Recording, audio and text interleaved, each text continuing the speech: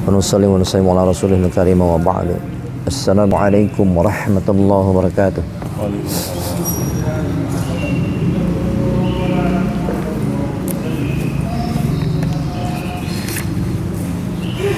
Silaturahim, hadis yang ke-10. An Abi Bakrah radhiyallahu anhu qala Rasulullah sallallahu alaihi wasallam, ma min dzambin ajdar ay yu'ajjilallahu li sahibihi al-'uqubah fid dunya ma'a ma yaddakhiru lahu fil akhirah min al-baghi wa qati'atir rahim. Diriwayatkan dari Abu Bakrah radhiyallahu anhu berkata bahwa Rasulullah SAW bersabda, dosa yang lebih layak untuk dipercepat oleh Allah Subhanahu wa taala siksaannya di samping azab yang telah Allah Subhanahu wa taala simpan untuknya di akhirat adalah kezaliman dan memutuskan silaturahim. Tirmizi, Abu Daud, Mishkat.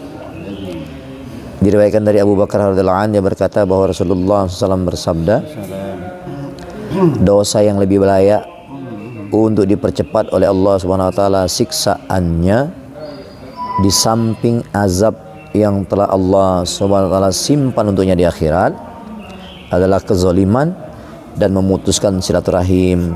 Hadis riwayat Tirmizi, Abu Daud dan Mishkat.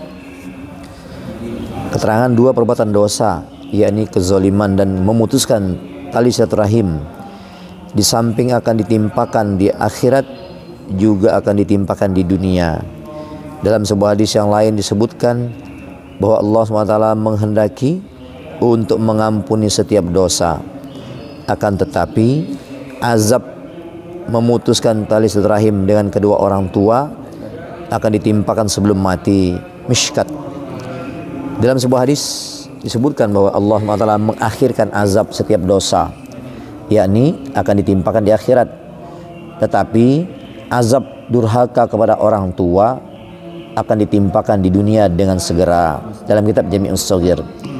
Dalam banyak hadis disebutkan bahwa pada hari kiamat Allah SWT akan memberi kemampuan berbicara kepada silaturahim.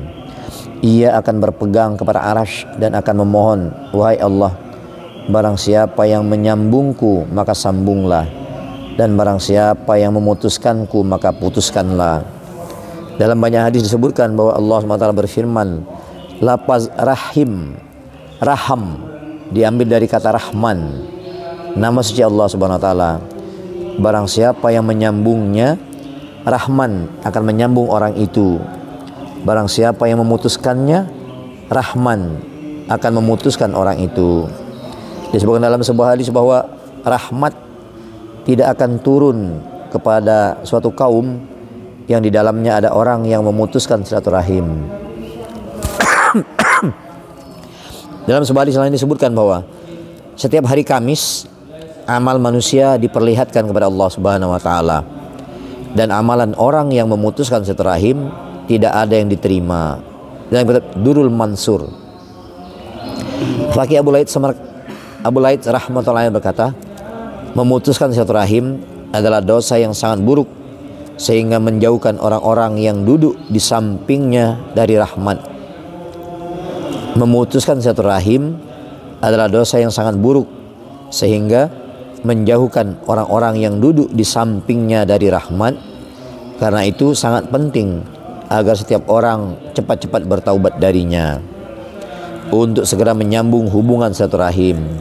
Rasulullah SAW bersabda, tidak ada kebaikan selain silaturahim yang pahalanya cepat diperoleh, dan tidak ada dosa selain berbuat kezaliman dan memutuskan hubungan silaturahim yang azabnya di samping ditimpakan di akhirat juga akan ditimpakan di dunia. Dalam kitab Tanbihul Ghafilin. Suatu ketika Abdullah bin Mas'ud radhiyallahu anhu setelah salat subuh duduk dengan orang-orang, kemudian dia berkata, saya bersumpah ke atas kalian, jika di dalam majelis ini ada seseorang yang memutuskan hubungan silaturahim, maka pergilah dia dari sini, karena kita akan berdoa kepada Allah Subhanahu wa taala, tetapi pintu langit akan tertutup bagi orang-orang yang memutuskan silaturahim. At-Targhib, yakni doanya tidak akan sampai ke langit karena sebelumnya pintu langit telah ditutup. Dan jika doa kita bersamaan dengan doanya, maka doa kita akan tertahan karena pintu langit itu telah tertutup. Selain itu, dari beberapa riwayat telah diketahui bahwa orang yang memutuskan hubungan silaturahim bahkan ketika di dunia akan mengalami berbagai musibah hingga dia akan selalu berada dalam kesengsaraan. Karena kebodohannya, ia tidak tahu bahwa selama dia tidak bertaubat dari dosa itu, dan jika dia tidak mengubahnya dan tidak menutupi kesalahannya itu, ia tidak akan terlepas dari musibah yang menimpanya, walaupun dia membuat ratusan ribu rencana dan pemikiran. Dan jika dia tertimpa musibah dunia, maka musibah itu jauh lebih ringan daripada musibah kejahilan dalam agama. Karena dalam keadaan seperti itu, ia tidak tahu untuk bertaubat. Semoga Allah Subhanahu wa taala dengan limpahan karunia-Nya menyelamatkan kita dari perbuatan tersebut. Amin ya rabbal alamin.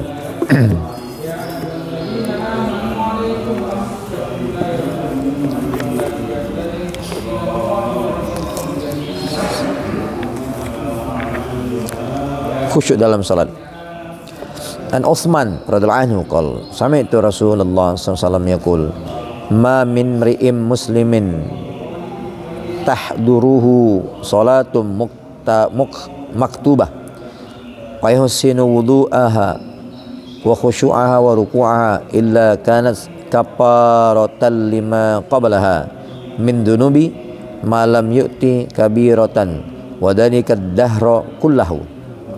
Dari Utsman radhiyallahu anhu berkata, aku mendengar Rasulullah SAW bersabda, apabila waktu salat wajib telah tiba pada seorang muslim, lalu dia berwudu dengan sempurna, mengerjakan salat dengan khusyuk yang sempurna dan ruku yang sempurna pula, niscaya salatnya itu akan menjadi penghapus dosa-dosa sebelumnya selama dia tidak melakukan dosa besar. Hal itu berlaku untuk selamanya. Hadis riwayat Muslim. Dari Utsman radhiyallahu anhu berkata, aku mendengar Rasulullah SAW bersabda, apabila waktu salat wajib telah tiba pada seorang muslim, lalu dia berwudu dengan sempurna, mengerjakan salat dengan khusyuk yang sempurna dan ruku yang sempurna, niscaya salatnya itu akan menjadi penghapus dosa-dosa sebelumnya selama dia tidak melakukan dosa besar. Hal itu berlaku untuk selamanya. Hadis riwayat Muslim. Bab keutamaan wudu, Sahih Muslim, jilid 1 halaman 206, cetakan Darul Ihya At-Turasil Arabi.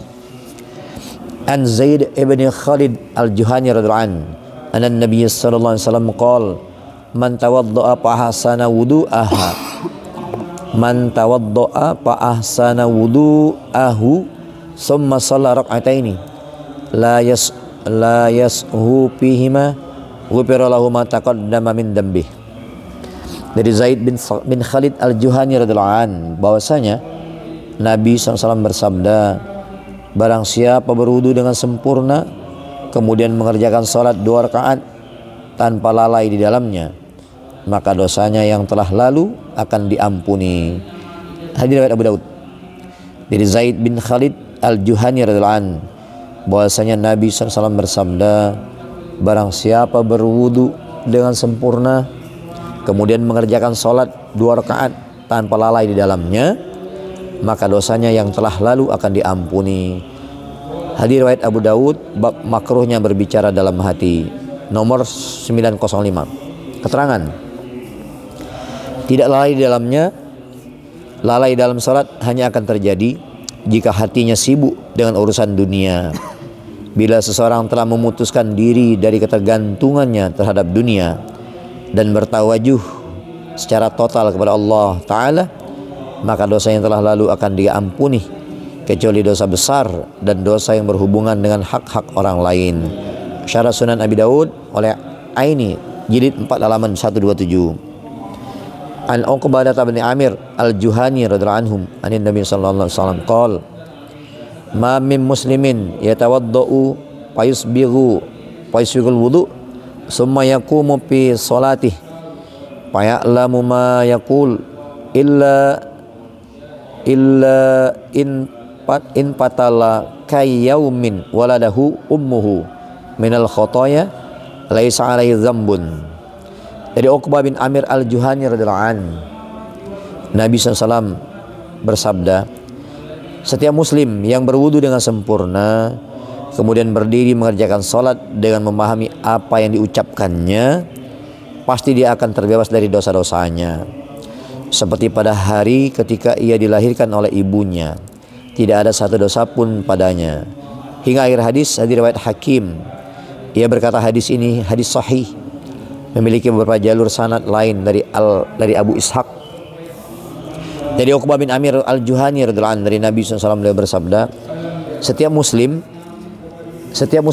yang berwudu dengan sempurna kemudian berdiri mengerjakan sholat dengan memahami apa yang diucapkannya, pasti dia akan terbebas dari dosa-dosanya seperti pada hari ketika dia dilahirkan oleh ibunya, tidak ada satu dosa pun padanya.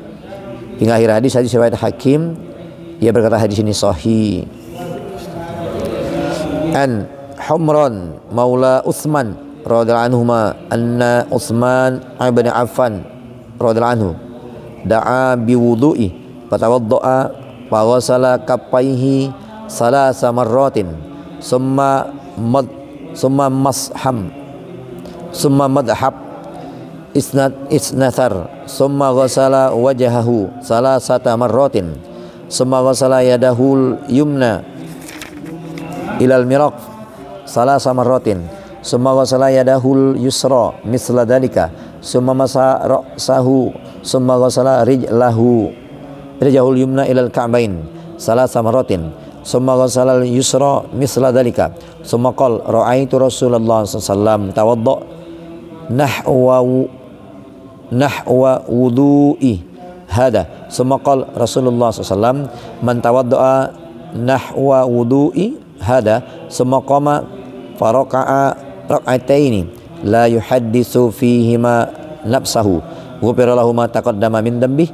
Qala Ibnu Syihab wa kana ulama'u huna yaquluna hadzal wudu' asbagu ma yatawaddau bihi ahadun lis-shalah. Dari Humran bekas budak Utsman bahwa suatu ketika Utsman bin Affan meminta diambilkan air wudu, lalu berwudu. Ia membasuh kedua telapak tangannya 3 kali, kemudian berkumur-kumur dan beristinsar. Kemudian ia membasuh wajahnya 3 kali, membasuh tangan kanannya sampai siku 3 kali, membasuh tangan kirinya seperti itu pula, mengusap kepalanya, membasuh kaki kanannya sampai mata kaki 3 kali, membasuh yang kiri seperti itu pula. Kemudian dia berkata, aku melihat Rasulullah SAW berwudu seperti wuduku ini. Kemudian Rasulullah SAW bersabda, barang siapa berwudu seperti wuduku ini, kemudian mengerjakan sholat 2 rakaat tanpa berkata dalam hati kepada dirinya sendiri di dalam sholatnya itu, maka dosa yang telah lalu akan diampuni. Ibnu Syihab berkata, para ulama kami berkata, wudu seperti ini adalah wudu yang paling sempurna untuk mengerjakan sholat. Hadis riwayat Muslim, cara berwudu dan kesempurnaannya, hadis nomor 583. Insyaallah apa yang kita baca jadi iktibar kita niat amal yang menyampaikan.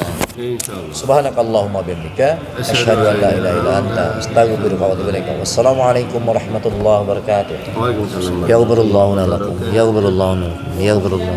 Ya ghafirullahu.